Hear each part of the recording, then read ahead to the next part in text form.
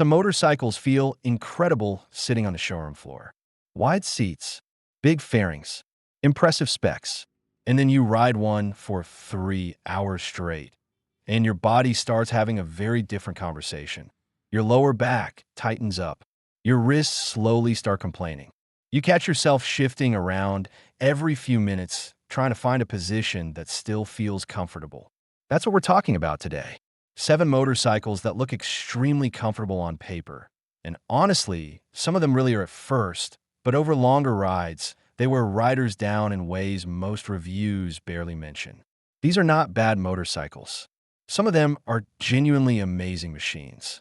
But there's a difference between what a bike promises in a brochure and what your body feels after 2 or 3 hours on the road. And that gap catches a lot of riders off guard. Let's start with the one almost nobody expects to see on this list. Honda Goldwing. The Goldwing is supposed to be the answer. The ultimate touring motorcycle. The bike that supposedly solved long-distance comfort years ago. And honestly, for the first hour, it feels like it did. The seat is huge. The wind protection is excellent. Everything about the ergonomics feels carefully designed. But somewhere around the 90-minute mark, many riders notice something interesting. That giant, sofa-like seat starts creating pressure right across the sit bones. Not sharp pain exactly. More like a slow numbness that gradually spreads and becomes harder to ignore. And because the Goldwing locks you into one position so well, you can't move around much to relieve it. On smaller bikes, you naturally shift your weight without thinking about it. On the Goldwing, you're planted in place. At first, that feels luxurious. A couple hours later, it can start feeling restrictive. Then there's the weight. On the highway, the Goldwing hides it beautifully. But in parking lots, gas stations, uneven pavement, tight U-turns, suddenly you're very aware this thing is enormous. Around 800 pounds, fully loaded. Yes, the low center of gravity helps. But when you're backing uphill into a parking space or maneuvering slowly on a crown road, the bike demands your full attention. A lot of older riders describe this low-speed experience the same way. Not fear exactly, more like quiet tension. Constant awareness that mistakes get expensive fast. For riders doing mostly highway miles, the Goldwing can still be phenomenal. But people expecting effortless comfort everywhere sometimes end up surprised. Harley-Davidson Road Glide. The Road Glide has one of the most loyal fan bases in motorcycling. And honestly, it earns a lot of that loyalty. The frame-mounted fairing cuts through wind incredibly well. The audio system is excellent. Early morning highway rides on this thing can feel almost cinematic. But after longer rides, the ergonomics start telling a more honest story. The handlebar sweep combined with the foot position creates a slight forward lean. Nothing aggressive, but enough that wrist pressure slowly builds over time. Riders with old shoulder injuries or wrist issues usually notice it pretty quickly. The stock seat is another thing owners constantly talk about. Short rides? Totally fine. But somewhere around the 2-hour mark, many riders start feeling pressure directly in the tailbone area. And then there's the weight. Fully loaded, the Road Glide pushes close to 900 pounds. On the highway, it feels stable and planted. In parking lots, it feels like a completely different motorcycle. Riders under about 5 feet 8 inches especially mention this. Every stoplight on uneven pavement starts coming with a tiny bit of tension. You think about where you're stopping. You scan for gravel. You avoid awkward angles. Some owners never mind any of this. They absolutely love the bike exactly as it is. Others immediately start modifying things. Taller bars, new seats, highway pegs, and suddenly they're another $1,500 deep, just trying to get fully comfortable. That's not really criticism. It's just the reality of owning one. BMW R1250 GS. This is where people get defensive. The R1250 GS is praised almost universally as one of the greatest adventure motorcycles ever made. And honestly, a lot of that praise is deserved. The engine is fantastic. The suspension is brilliant. The technology is almost ridiculous. But comfort on the GS depends heavily on the rider. For a lot of people, the seat height becomes the issue that never completely disappears. Around 34 inches in standard trim means riders with shorter inseams are constantly managing low-speed situations. You adapt to it eventually. You learn where to place a foot. You develop habits. But mentally, you never fully stop thinking about it. And that constant low-speed awareness becomes its own form of fatigue over a long trip. Then there's the wind management. At highway speeds over 75 miles per hour, some riders experience helmet buffeting that becomes surprisingly tiring. Taller riders especially talk about turbulence hitting them directly at helmet level. You can adjust the screen, sure, but dialing it in perfectly sometimes turns into weeks of experimentation.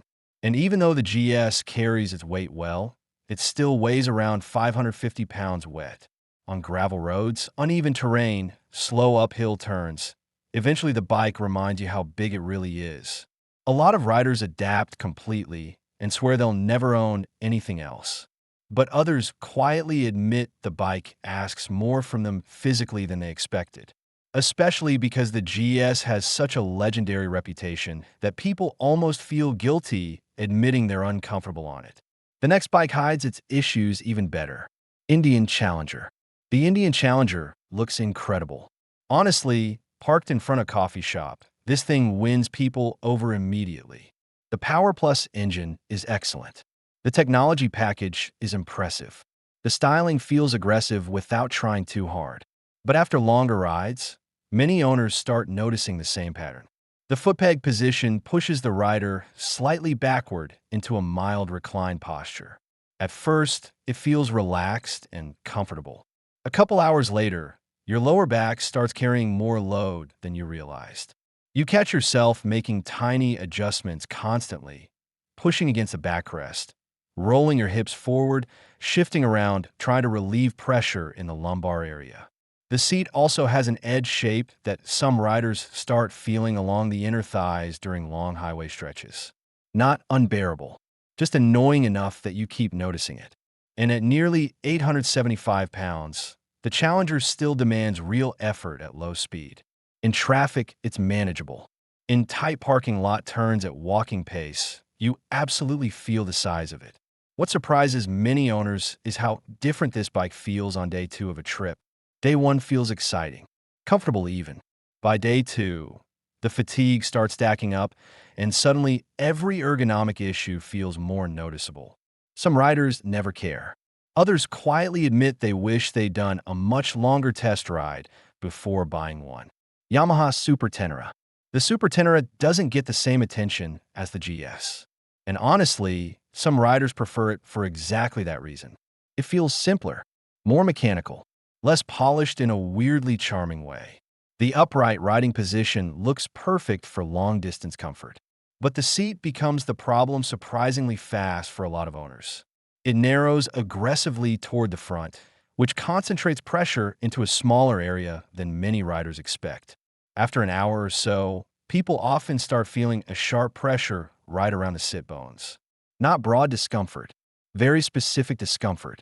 That's why aftermarket seats are practically part of the ownership experience for many Super Tenere riders. Wind protection is decent, but taller riders often complain about upper helmet buffeting at highway speeds. After 4 or 5 hours, that constant wind pressure starts wearing on your neck and shoulders more than you realize during shorter rides. And while the bike is capable, it also feels heavier than people expect once the road gets rough. Around 590 pounds isn't outrageous for the class, but unlike the GS, the weight feels more noticeable in technical situations. The Super Tenere absolutely works for many riders. But the seat issue is usually the first thing owners mention after living with it for a while. Suzuki Hayabusa. The Hayabusa looks like it should be miserable. And weirdly enough, some older riders actually buy one because it feels more comfortable than modern supersports. And compared to true race-focused bikes, they're right. The riding position is more relaxed than people expect. The reach isn't extreme. The seat height is manageable. But the forward lean still puts more weight onto the wrists than many riders realize at first.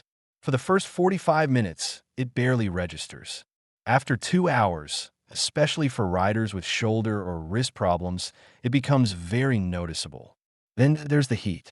The Hayabusa throws a surprising amount of engine heat directly toward your legs. In cooler weather, it's manageable. In summer traffic, it gets uncomfortable fast.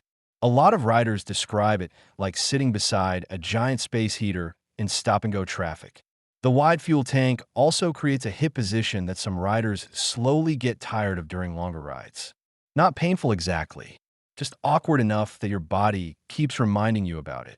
Younger riders often shrug all of this off. Riders over 50 usually notice the physical demands much faster. Some still adore the bike and consider the performance worth every compromise. Others realize after a few long rides that they don't actually want to manage that much discomfort anymore. And finally, the bike that looks practical, but quietly wears riders down faster than expected. Kawasaki KLR 650. The KLR 650 has something almost every other bike here doesn't. It's affordable, it's simple, and it genuinely feels adventure-ready. But the KLR makes you work for your miles. The seat is probably the most talked about complaint in the entire ownership community. It's flat, narrow, firm, and after about an hour, many riders start shifting around constantly, trying to relieve pressure. Some describe it as a dull ache. Others are a lot less polite about it. The upright riding position helps, but the wide foot peg placement creates a knee and hip angle that some riders slowly start feeling on longer days. Then there's the vibration. That big single-cylinder engine sends a low-frequency buzz through the pegs and into your legs. Around town, it's fine. On a long highway ride, your body definitely notices it. Wind protection is minimal too. At highway speeds, your body is constantly fighting wind pressure in small ways you don't fully appreciate until the ride is over. And once luggage gets added, slow-speed handling starts demanding more physical input than many people expected from a simple adventure bike. Younger riders often love this rawness. It feels authentic, mechanical, rugged. Older riders, especially those with hip, knee, or lower back issues, sometimes realize the bike stopped feeling relaxing much sooner than they expected. Honestly, some of the saddest KLR owners are the ones who bought it dreaming about weekend adventures, then slowly started riding less because every ride became more physically draining than fun. So what does all this actually mean? None of these motorcycles are failures. Far from it. Every bike on this list has owners who absolutely love them and would defend them immediately. But there's a pattern here people don't talk about enough. Most motorcycle reviews are done by younger riders on short test rides. Then those same bikes get bought by real-world riders, often in their 40s, 50s, or older, planning actual long-distance trips with real-world bodies. That's where expectations and reality sometimes split apart, because long-term comfort has very little to do with spec sheets. It's about whether the seat starts hurting after 90 minutes, whether the wrist angle slowly creates pressure, whether the heat becomes exhausting in traffic, whether low-speed weight creates constant tension, whether vibration starts wearing on your legs by mile 180. Those are the things that decide whether you still love a motorcycle 2 years later. And usually, your body figures it out before your mind does. The bikes that truly work long-term are the ones that forgive you for being human. Some of these 7 absolutely can under the right conditions. Others ask more from riders than people expected when they first fell in love with them. And that difference usually doesn't reveal itself during the test ride. It shows up slowly, ride by ride, mile by mile, until one day you're standing in the garage, wondering why you don't ride as much anymore. And deep down, you already know the answer.